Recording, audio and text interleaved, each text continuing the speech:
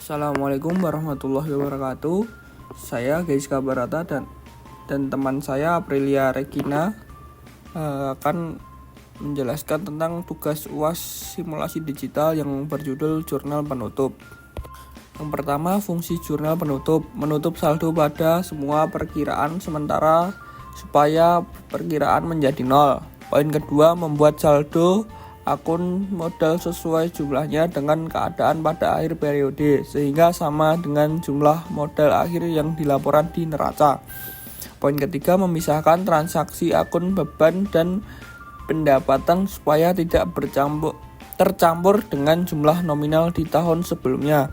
Poin keempat, menyajikan neraca awal di periode berikutnya setelah penutupan buku. Poin kelima, mempermudah pemeriksaan karena transaksi telah dipisah dari periode sebelum dan setelahnya. Poin keenam, menyajikan informasi mengenai keadaan sebenarnya yang meliputi harta, kewajiban, dan ekuitas setelah penutup buku. Yang kedua, metode untuk mencatat jurnal penutup dalam perusahaan dagang.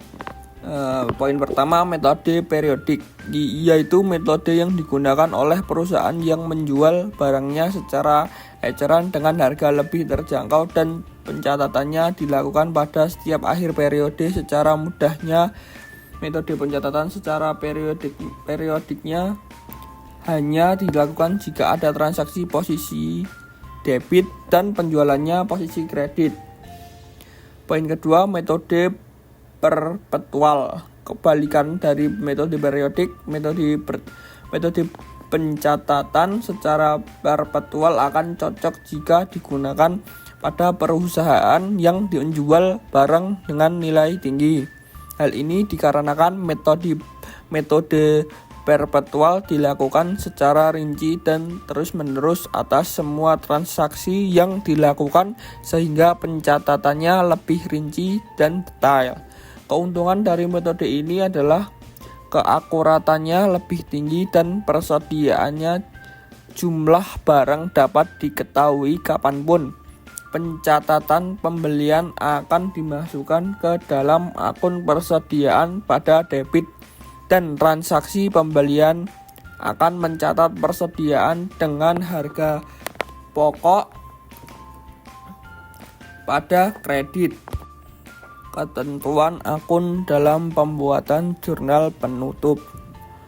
Poin pertama, akun pendapatan, yaitu hasil atau penghasilan yang diperoleh oleh sebuah perusahaan, terbagi menjadi dua, yaitu pendapatan langsung dari kegiatan usaha perusahaan seperti penjualan barang dan jasa yang dipengaruhi oleh proses produksi, dan pendapatan di luar kegiatan usaha perusahaan seperti penjualan mesin, sewa gedung, dan lainnya.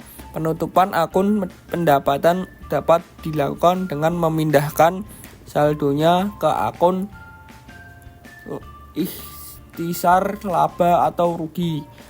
Poin kedua, akun beban, yaitu pengorbanan yang telah dilakukan dalam perusahaan untuk memperoleh pendapatan, terbagi menjadi dua, yaitu beban langsung dalam kegiatan usaha atau operasional perusahaan seperti biaya listrik, biaya sewa gedung, serta gaji karyawan, dan beban di luar kegiatan usaha seperti bunga bank. Untuk menutup akun beban dapat dilakukan dengan memindahkan saldo ke akun ikhtisar laba atau rugi. Poin ketiga, akun ikhtisar laba atau rugi. Untuk menutup ikhtisar laba atau rugi dapat dilakukan dengan memindahkan saldo ke akun modal. Terdapat dua kondisi yang dapat terjadi, yakni laba atau pendapatan lebih besar dari beban, atau rugi pendapatan lebih kecil dari beban. Jika terjadi laba, maka akun ikhtisar laba atau rugi didebitkan dan akun modal akan dikreditkan. Jika terjadi rugi, maka akun modal didapatkan dan akun ikhtisar laba atau rugi akan dikreditkan. Cara membuat jurnal penutup pada perusahaan dagang. Poin pertama, jurnal penutup perusahaan jasa disusun sesuai bentuk perusahaan atau PT, CV, firma, atau persero. Karena struktur modal dari masing-masing perusahaan berbeda, jurnal penutup juga mengatur saldo semua akun, sementara ke 0 untuk periode berikutnya. Tutup tipe akun penjual yang mempunyai saldo kredit, akun pendapatan akan ditutup dan saldo kreditnya akan dipindahkan ke akun clearing yang disebut dengan income summary atau ringkasan pendapatan. Terdapat dua akun berbeda di saldo kredit, yaitu pendapatan penjualan dan pendapatan bunga. Pendapatan penjualan plus pendapatan bunga sama dengan ringkasan pendapatan. Cara membuat jurnal penutup pada perusahaan dagang. Menutup akun biaya dan kontra pendapatan, yaitu dengan memindahkan saldo debit ke dalam akun pengeluaran dan akun kontra pendapatan ke akun income summary atau ringkasan pendapatan. Akun yang ditutup yaitu diskon penjualan, retur penjualan, biaya operasional, biaya administrasi, dan biaya bunga. Semua saldo dari akun-akun ini akan dipindahkan ke income summary atau ringkasan pendapatan. Menutup akun income summary ke akun laba ditahan, yaitu memindahkan saldo akun income summary atau ringkasan pendapatan ke akun laba yang ditahan.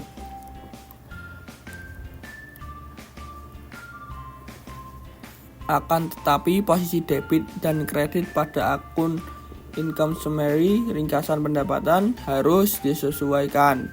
Nominalnya harus sama dengan laba atau rugi bersih pada laporan laba atau rugi.